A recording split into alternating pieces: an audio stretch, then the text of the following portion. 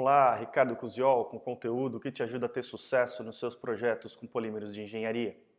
Você tem problemas durante a injeção de peças plásticas com peças incompletas, linhas de emenda que são fragilizadas principalmente nos finais de fluxo e marcas de queima na superfície das suas peças? Você já tentou implementar algumas mudanças nos parâmetros de máquina, mexer em velocidade de injeção, os parâmetros de recalque, enfim, você já tentou fazer alguma mudança no processo e até teve algum resultado, mas o problema continua insistindo em te dar dor de cabeça e aumentando a sua taxa de refúgio? Saiba que você pode estar com um problema no molde de injeção, mais especificamente com as saídas de gases das cavidades do seu molde. No vídeo de hoje eu vou explorar com você um pouco mais a respeito desse detalhe muito importante do molde de injeção para a qualidade das suas peças. A gente vai discutir um pouco a respeito do porquê essas saídas de gases são necessárias, aonde você deve construir essas saídas de gases e principalmente vamos dar uma olhada, uma visão geral a respeito do dimensionamento dessas saídas de gases. Eu preparei um breve PDF com todo o conteúdo desse vídeo que você pode baixar se cadastrando na minha lista VIP. Para isso, clica no link que está na descrição desse vídeo, deixe o seu e-mail na janela que vai se abrir e você vai receber uma mensagem nesse endereço que você deixou para mim. Entra nessa mensagem, clica no link que está lá dentro e efetiva o seu cadastro na minha lista que você vai ter acesso imediato ao PDF com esse conteúdo. Se você já está cadastrado na minha lista VIP, basta clicar no botão que está embaixo desse vídeo, deixar o seu e-mail novamente para eu saber que é um assunto do seu interesse e você também vai ter acesso imediato ao PDF com esse conteúdo. Muito bem. Primeiramente, é importante a gente discutir um pouco a respeito do porquê é necessária a construção das saídas de gases nos moldes de injeção, né? Em todo o sistema por onde o material plástico precisa percorrer, os canais de alimentação, as cavidades de injeção. Por que a gente precisa construir saídas de gases em todo esse sistema por onde o material vai preencher no seu molde? Bom, existe uma lei da física que diz que dois corpos não ocupam o mesmo lugar no espaço ao mesmo tempo, né? E basicamente esse é o motivo de você construir saídas de gases no seu molde. Pode não parecer, mas todo esse sistema de cavidades, de canais de alimentação do seu molde, ele não está vazio, ele está cheio de ar, cheio de moléculas de ar. E mais do que isso, conforme o material plástico vai percorrendo esses elementos do seu molde, conforme ele vai preenchendo os canais de alimentação, as cavidades do seu molde, ele vai carregando com ele alguns gases que são gerados durante a fusão do material no cilindro de plastificação. Gases que são provenientes de aditivos que se volatilizam, de resíduos, de substâncias residuais da polimerização, enfim, uma série de fatores que geram alguns gases durante a fusão do material e que também são carregados para dentro da cavidade. E se você não remover esses gases antes do material percorrer todos esses caminhos e preencher a cavidade, você pode correr o risco de não conseguir preencher a cavidade. Eu vou usar agora aqui um recurso que você já deve estar familiarizado, né? A minha famosa seringuinha aqui, né? Então, assim como as cavidades do molde, pode não parecer, mas ela está cheia aqui, né? Ela está cheia de ar, cheia de moléculas de ar. Como eu tenho uma abertura aqui que expulsa esse ar, à medida que eu pressiono o êmbolo, eu consigo fazer com que ele percorra toda a extensão da minha seringa, né? Então, agora aquele volume que era ocupado por ar está ocupado aqui pelo êmbolo da seringa, né? Então, eu removi o ar aqui de dentro e preenchi com o êmbolo. Agora, olha o seguinte, olha a seguinte situação. Imagina que, assim como a cavidade do seu molde, eu tenho aqui ar dentro da cavidade e imagina que eu não tenha uma ventilação, que eu não tenha as saídas de gases, como é o caso da minha saída aqui. Imagina que, por algum motivo, eu não tenha construído essas saídas de gases no meu molde ou essas saídas de gases estejam bloqueadas por algum motivo. À medida que o material vai percorrendo todos os caminhos, você percebe que a resistência ao preenchimento é muito maior. Eu preciso fazer muito mais força. O ar, ele ainda é algo compressível, então você consegue até comprimir o ar em algum grau, mas você percebe que a força necessária para preencher agora esse espaço vazio é muito maior. E você percebe que se eu retiro a pressão, existe aí um retorno, né? Ou seja, esse ar ele tem a tendência de se expandir novamente e impedir que aquele espaço vazio seja preenchido por um outro corpo, né? Os dois corpos não ocupam o mesmo lugar no espaço.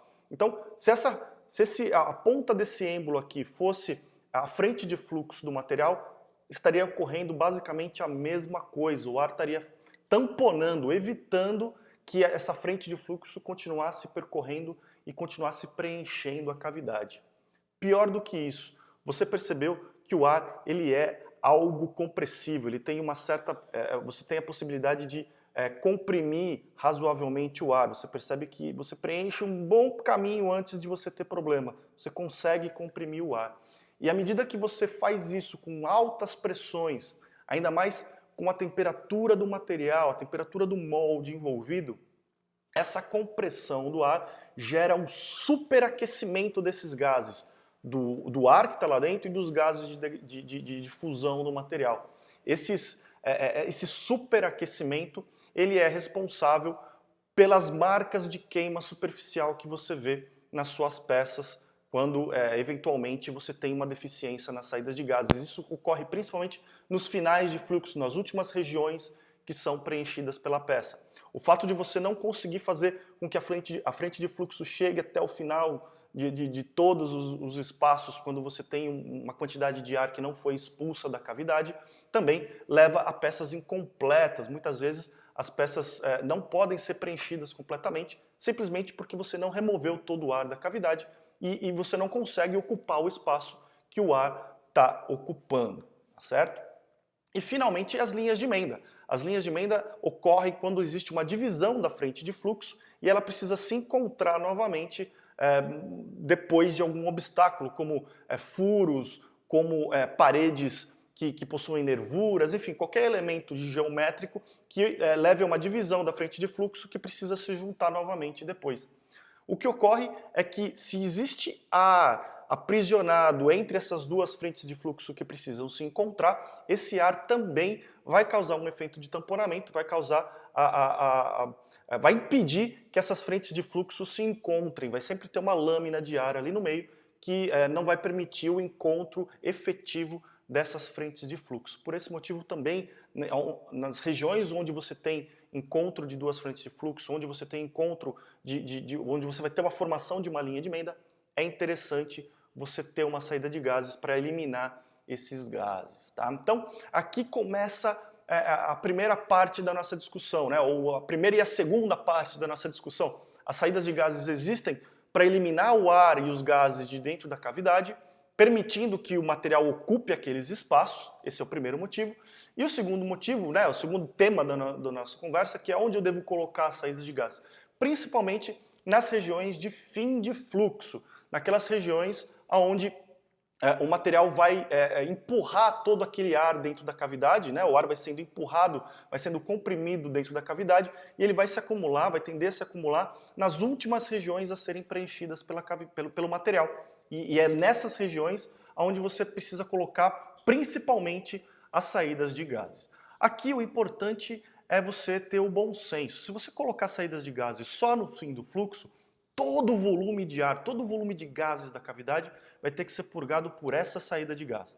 Agora, se você dividir e colocar outras saídas de gases auxiliares ao longo do percurso do material, em outras regiões da sua cavidade, e também no sistema de alimentação, principalmente se você não usa um molde de câmaras quentes, se você usa um molde com canais frios, é interessante colocar saídas de gases no sistema de alimentação, porque aí você já vai purgando todos os gases de fusão do material, já vai purgando os gases o ar do próprio sistema de alimentação por lá mesmo, sem a necessidade de tirar todo esse volume por dentro da cavidade. Você aumenta a eficiência das suas saídas de gases, construindo as saídas em várias regiões. O detalhe aqui é que quanto mais, melhor saídas de gases. E a eficiência das saídas de gases, começando a falar de dimensionamento, ela é dada pela área da saída de gases. Eu vou colocar uma imagem para você na tela, onde eu ilustro como você mede a eficiência. Basicamente, você tem